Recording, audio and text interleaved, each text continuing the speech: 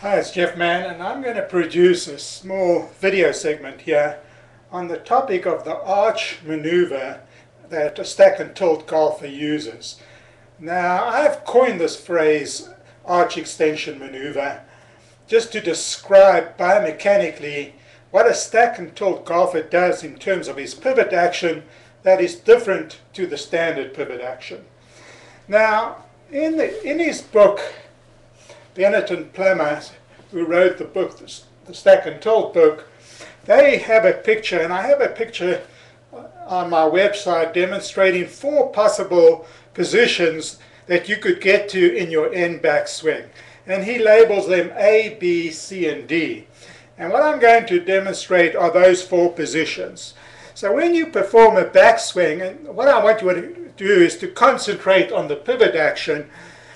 As you turn in like this, you could be leaning either to the right or you could be leaning to the left.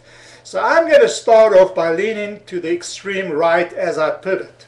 And you can see I'm way out here. My head is outside my foot. So that's a very much a rightward swaying action. Then you could do the same thing where you turn to the right, but you still keep between your feet like this. See, there I am. I call this position where you stay more or less central, but you're still between your feet with your head and your torso moving a little to the right, where you're rotating around a rightward tilted spine like that, a rightward centralized swing. Then one could also do the opposite. So as you go in the backswing, I'm now going to lean towards the target at the top of my swing like this. You see I'm leaning to the left. That I call a leftward centralized backswing. In other words, I'm still centralized between my feet, but I'm distinctly leaning to the left in what I call a reverse pivot position. Now we could go to the opposite extreme, and we could even lean more, right over like that. Almost we're trying to get my head outside my left foot there, which I can't do. So those are 4 extreme positions that one could adopt during a swing. Now in their book, Bennett and Plummer stated that they preferred what they called position C in their photograph. And I'm going to demonstrate position C, which is a leftward centralized. Just like that.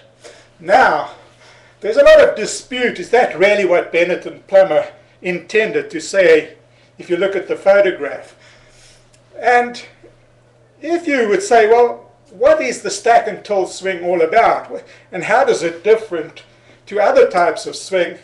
And the characteristic feature of the stack and tilt swing is the idea of keeping what they call the shoulder center or the upper swing center, which is a midway point between the shoulder sockets over here, centralized over the ball.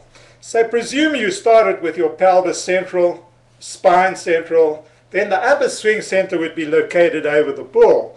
And what they want a golfer to do is during the backswing and the downswing is to keep the upper swing center stationary and stable, so that it would be like a fulcrum point for the swinging arms by keeping that stable.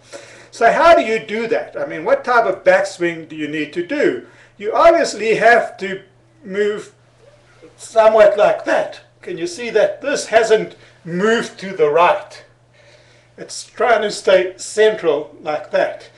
Now, it might not be as extreme as I said here, which is called leftward centralized. You might just decide to go like that, which is pretty central, and where if you look at your spine, at the thoracic spine, it would be vertical at this point. So somewhere in that range is what a stack and tilt golfer tries to achieve. Now, why do I use the word arch extension maneuver? Now just presume you perform what I call a traditional swing, where you sort of have either rightward centralized, or some people I think go too far to the right, where they're leaning too far to the right like that. Now I'm going to deliberately exaggerate it to make a point. So instead of doing what I call a rightward centralized like that, where I stay pretty central, I'm going to go a little even further right. Now, how would I get from this position to the stack and tilt position where my upper swing center is over the center of the stance over my ball, right? I would have to do something during this turn to pull myself more centralized. And that motion of arching towards the target is what I refer to as an arch extension maneuver. In other words, while a stack and tilt golfer is turning, just like I'm turning, rotates the hips 45 degrees, that causes the lumbar spine to rotate 45 degrees.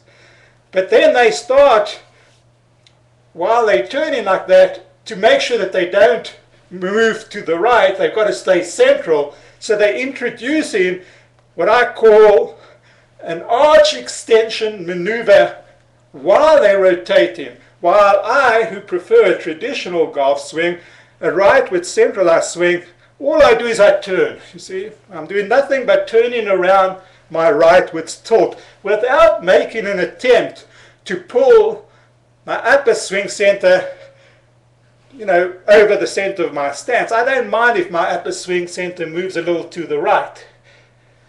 But a stack and tilt golfer has to do something while he's turning to keep centralized.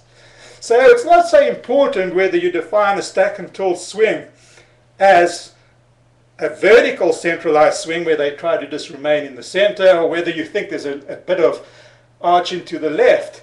But what they have in their spinal motion is an arching of the spine to the left. And in my backswing chapter of my website, I have some JPEG images, and I even have an animated GIF where I have a plastic model of the human spine which is being twisted, and you can see what I'm saying. In other words, I've described the motion here three-dimensionally of what I mean of arching and twisting, whereby you feel that while you're turning, you're making a movement towards the target to keep yourself centralized. And those spinal GIFs and JPEGs that I put on my backswing chapter will help you to understand what is actually happening with the spine. And hopefully you will understand the difference between a rightward centralized backswing action, which happens to be my preference, or not dogmatic, because there are some golfers who have what I call a vertical centralized, like Sean O'Hare, who stays very centralized, and I think that's wonderful too. So I don't object to the idea of having a vertical centralized swing, although I am opposed to the idea of having a swing where the degree of arch extension during this backswing motion makes you lean towards the target, like that.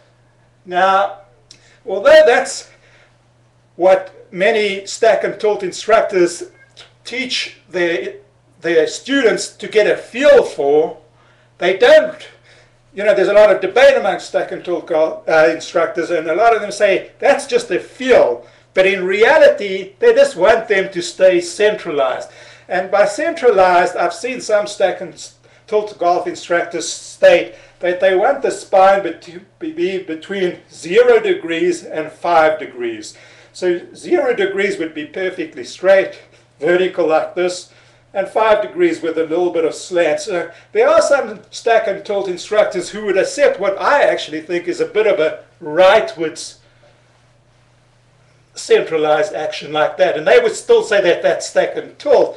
But I feel if the upper swing center is moving away from its position, then it shouldn't theoretically be defined as stack and tilt, because the fundamental definition implies that the upper swing center stays stationary during the backswing and the downswing.